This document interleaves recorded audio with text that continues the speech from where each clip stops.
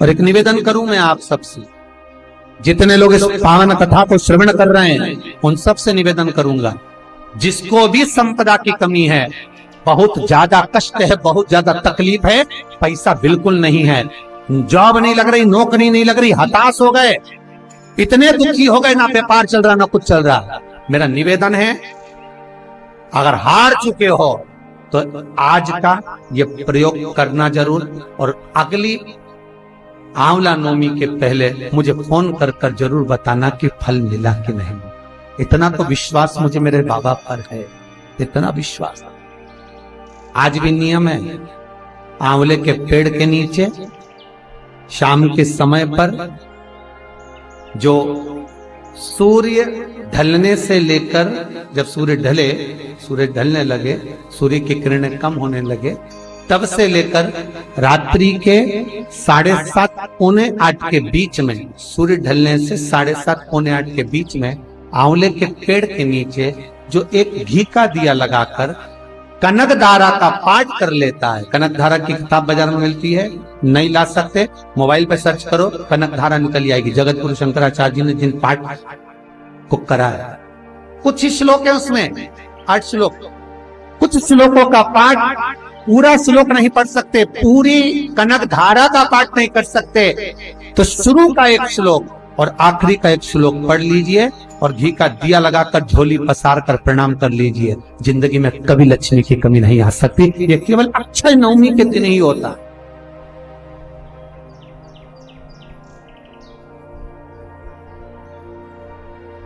कनकधारा आज ही के दिन, कनकधारा का पाठ आज ही के दिन जगत गुरु शंकराचार्य जी ने माता लक्ष्मी को इसी पाठ से, इसी श्लोक से प्रकट कर लिया था गुड़िया के दरवाजे पर।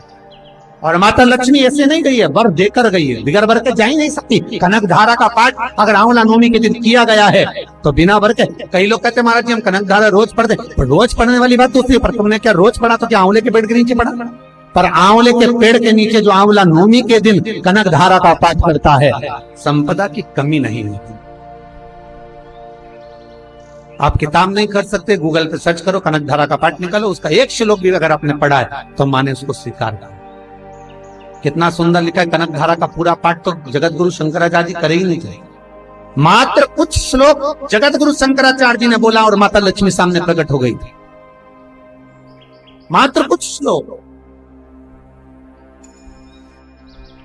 आंवले के वृक्ष के नीचे मात्र जल का सींचन करना, झाड़ू लगाना, बुआरी लगाना, बैठ जाना, दिया लगाना, बाती लगाना, कुंकू लगाना, आज का दिन तो साधारण नहीं है भाई। फिर निवेदन करूंगा, 33 कौटी देवता ब्रह्म मुहूर्त में खड़े होकर जिस वृक्ष के नीचे नारायण का दीदार पाने के लिए, भगवान को जगाने के लिए स्तुतियों पे स्तुतियां करते हैं, भगवान को प्राप्त करने के, जगत गुरु शंकराचार्य आज ही के दिन कनकधारा का स्त्रोत बोलकर, कनकधारा पाठ को बोलकर लक्ष्मी को ले आते हैं। एक बुढ़िया के घर को निहाल कर दे, तो साधारण नहीं। अगर आपने आज आंवले के पेड़ के नीचे दिया लगाया है, पूजन करिए, कनकधारा का स्त्रोत का एक श्लोक, एक शब्द भी बोला है, नहीं है कनकधारा तो भगवान शंकर और भगवान नारायण की एक माला कर लो, भगवान विष्णु का स्मरण कर लो, दामोदर का स्मरण कर लो, शिव का स्मरण कर लो, और उससे विनती करो झोली पसार कर कि हम विश्वास रख कर आए। और कथा में सुना है बाबा, घर पूरा खाली पड़ा है, लक्ष्मी नहीं, नौकरी नहीं, सर्विस नहीं, कुछ भी नहीं, जगत से खूब हाथ जोड़ लिए, कहीं धन नहीं, अब तेरे पास। और आखिरी में झोली पसार कर विनती कर कर लेकर जा, भरे। अगली आंवला नवमी तक मुझे जरूर बताना रीजी जी हो, जितने लोग कथा सुन रहे हो। और बाबा अगर तुमको दे देना, मेरे को विश्वास है, मेरा ठाकुर जी कमी नहीं लाएगा। पड़वल जी इतना तो विश्वास रखकर कथा है, इतना जब शास्त्र में वेदव्यास जी लिखे हैं तो गलत नहीं लिख सकते। मेरे साधु, मेरे सन्यासी, मेरे तपस्वी, मेरे साधक उपासक जब कलयुग का पूरा वृतांत लिख देते कि कलयुग में ये होगा, वो हो रहा है, तो शास्त्रों में कोई चीज गलत नहीं हो सकती। इतना विश्वास रखो इन वाणी पर, संतों की इतना विश्वास रखो इन पुराणों पर। तो विश्वास रखकर कहता हूं, अगर बाबा आपको दे दे तो आप भी प्रयास करना कि एक बार भागवत या शिव महापुराण आप भी अपनी जिंदगी में करा। बस इतना विश्वास रखना कि इतना देना कि मैं भी करा, इतना दो।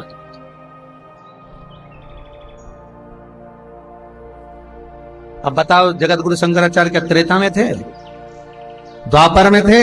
नहीं, जगत गुरु शंकराचार्य यही कलयुग में प्रगटे। जगत गुरु शंकराचार्य यही कलयुग में प्रकट होकर उन्होंने जो भक्ति का संचार करा, इस राष्ट्र का जो उत्थान करा, इस भारत की भूमि का संचालन करने के लिए 4 पीठों का निर्माण करा।